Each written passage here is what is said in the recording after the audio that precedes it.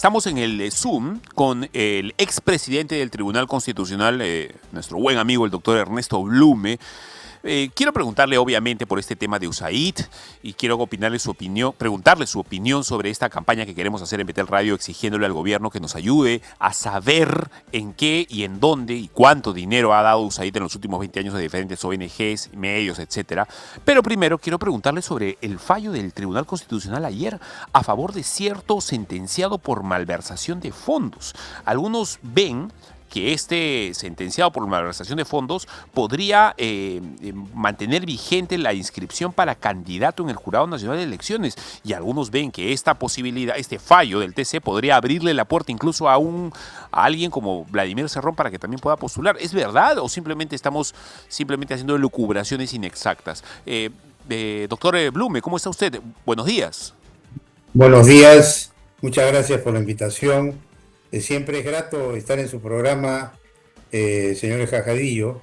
Bueno, respecto a este fallo que corresponde a un caso de un alcalde, Edwin Vladimir Navarro Torres, en realidad es un fallo que mantiene la línea del Tribunal Constitucional, porque el Tribunal Constitucional ha establecido ya en un caso anterior que cuando hay rehabilitación del condenado, este readquiere sus derechos de participación política.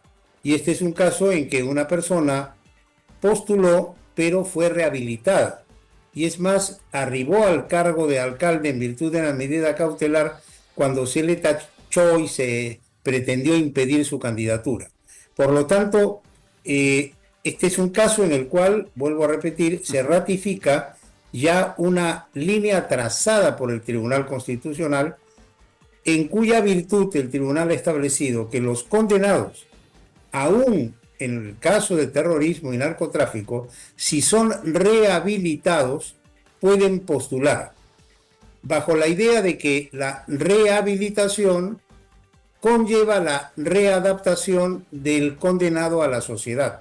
Y por lo tanto, estando rehabilitado, es como si hubiese obtenido un perdón de la sociedad que lo reinserta a la sociedad misma en el ejercicio de todos sus derechos. Yo en lo particular, cuando se dictó el fallo al cual hago referencia, tuve mis reparos. Creo que allí el tribunal fue demasiado lejos, que ha debido mantener el impedimento aún en el caso de la rehabilitación para delitos que van contra el propio sistema democrático y contra la esencia del Estado constitucional.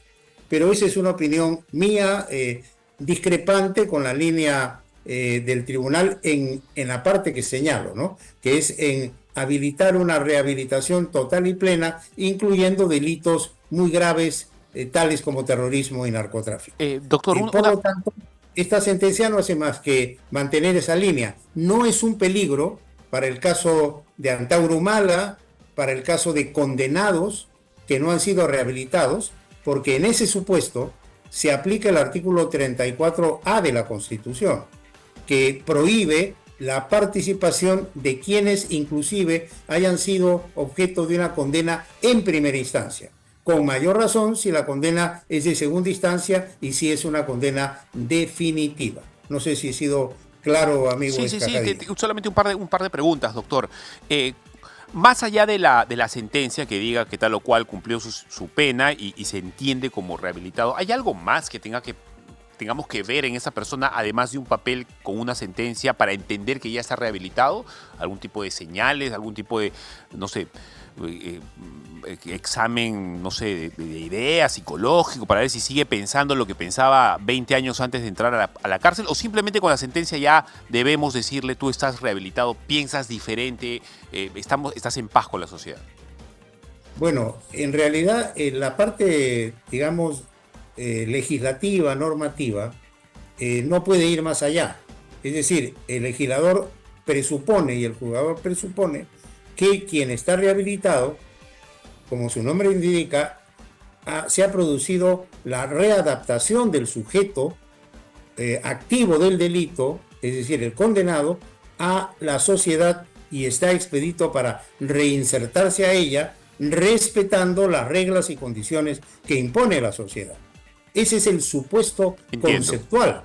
Que en la realidad tengamos personajes ideologizados hasta, digamos, la esencia misma de su propia naturaleza y que jamás van a rehabilitarse, es otro tema. Por eso yo, cuando se dictó esa sentencia, en forma muy respetable, le dije a los magistrados del Tribunal Constitucional que me parecía que habían ido muy lejos, que han debido, en el caso de estos delitos muy graves, de mantener los efectos de la rehabilitación, porque las sociedades no pueden ser cándidas, tienen que ser sociedades despiertas, vivas, y aprender de la experiencia. Bien sabemos que un terrorista declarado y confeso, pues casi es imposible que se rehabilite, y esa persona debe ser proscrita en términos completos y absolutos para participar en la vida política nacional, porque son enemigos del Perú, enemigos de la democracia, van contra el sistema mismo. Entonces, frente a esta situación creada por el tribunal, yo pienso que el Congreso de la República debería aprobar una nueva ley, porque eso sí se puede hacer, que perfile una prohibición para estos casos de personas condenadas por terrorismo que, aún siendo rehabilitadas, pretendan participar en política. Creo que eso debe darse como una medida tajante y definitiva, y si quieren volver a plantear otra demanda de inconstitucionalidad, que la planteen, pero mientras tanto tendremos una ley que debe respetarse y que obligará a no participar a quienes no deban hacerlo en los términos planteados. Pregunta, alguien como por ejemplo Osman Morote Barrio Nuevo, que debe salir de prisión en un año, quizá un año y medio, ¿podría ser candidato al Senado, a la Cámara de Diputados con este precedente? Si estuviera rehabilitado, porque una cosa es el cumplimiento de la pena y la liberación del condenado, pero después que se cumple la pena y se libera al condenado, hay que esperar plazos que establece la ley, para después de esos plazos pedirle la rehabilitación. O sea, si un terrorista... ¿Cuánto es el plazo que pasa? ¿Cuánto podría ser? Sale ahora, 2025, desde mi punto de vista, no puede postular, porque hay que ir a los plazos de la rehabilitación, hay que ir a la legislación penal. Si ese delito implica un plazo, por dar un ejemplo, de 5 años para la rehabilitación, habrá que esperar esos 5 años y luego sacar una resolución que lo declara rehabilitado. En el caso que usted me pregunta, sí hubo una resolución expresa de rehabilitación, conforme lo he podido ver en la sentencia que he revisado. Bien, la última pregunta. ¿Esto no afecta a Vladimir Cerrón, por ejemplo, porque él no ha cumplido una pena? Él no ha estado no ha cumplido la prisión que tenía que tener. O sea, él sí podría ser candidato. No lo afecta esto a él, ¿verdad? En la medida en que no... en la medida que tenga una sentencia, aún de primera instancia, condenatoria, él no puede ser candidato. Ahora, si no tiene una sentencia condenatoria y está en la condición de investigado y de procesado, pero sin una sentencia aún de primera instancia, sí podría postular. Bien. Habría que ver el caso. O sea, tiene procesos en giro, pero yo observo que algunos han sido anulados. Entiendo, yo también entiendo lo mismo. Entonces hay que hacer un análisis integral del conjunto de procesos que tiene, cuántas condenas existen y por ese lado, digamos, determinar si está habilitado o no, a la luz, vuelvo a repetir, del artículo 34 de la Constitución, que me parece importante, si usted me lo permite, leer brevemente, claro, para conocimiento de toda la ciudadanía. Dice: están impedidos de postular a cargos de elección popular las personas sobre quienes recaiga una sentencia condenatoria emitida en primera instancia en calidad de autores o cómplices por la comisión de delitos dolosos, inclusive sentencia de primera instancia, es decir, sentencia que ha podido luego ser apelada y estar en trámite de apelación, es decir, basta la sentencia condenatoria, aunque la misma después pueda ser revocada y eventualmente pueda ser declarado inocente. Pero la norma se ha puesto en ese supuesto de existencia de una sentencia condenatoria en primera instancia, mayor razón en segunda y en última instancia. Eh, para terminar, doctor, ¿cómo le ha sentado a usted le han cerrado el caño a todos los que recibieron dinero de USAID y han declarado, se parece que van a declarar a USAID en Estados Unidos como una organización criminal? ¿Cómo lo Bueno, procesa usted eso? mire, a mí me parece que es una medida acertada porque bien sabemos que las ONG que se proclaman defensoras de los derechos fundamentales han sido un instrumento político de manipulación en las sociedades democráticas, tanto en Estados Unidos como en nuestros países.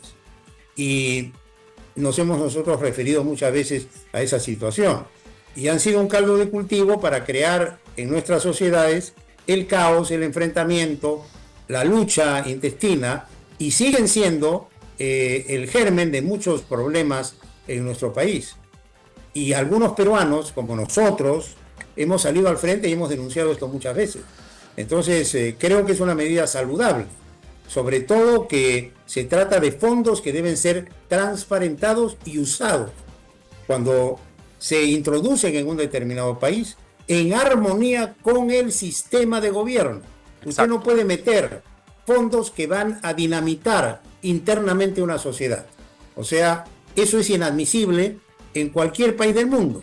Sí, claro. Sin embargo, aquí lo hemos estado permitiendo. Gente que recibe dinero del Estado bajo el ropaje de ser defensora de los derechos fundamentales, y lo que se ha dedicado es a desestabilizar el sistema y hacerle daño al país, hacerle mucho daño en el sentido de desestabilizarlo, de crear el caos, crear el enfrentamiento, crear simplemente un clima de disociación que a la larga no le hace bien al Perú, sin importarles para nada lo que dice la Constitución, los plazos constitucionales, las competencias, etcétera, e introduciendo discusiones y debates y denuncias por todo lado y en todo sitio, e infiltrándose en las instituciones públicas y politizándose. El grado de politización de la política peruana es alarmante, y eso se debe a la acción de estos individuos infiltrados en la sociedad peruana que utilizan estos fondos y que llegan a todas las autoridades. Doctor, muchas gracias. Ha sido usted muy amable como siempre. No, ya en el plano personal nos debemos una conversación sobre Federico Blume, su antepasado que vivió durante la guerra con Chile y que tiene pendiente una historia tan espectacular. Pendiente. Ya habrá ocasión, Por supuesto. Le agradezco mucho y buenos días para ustedes. Para usted también, que Dios le bendiga.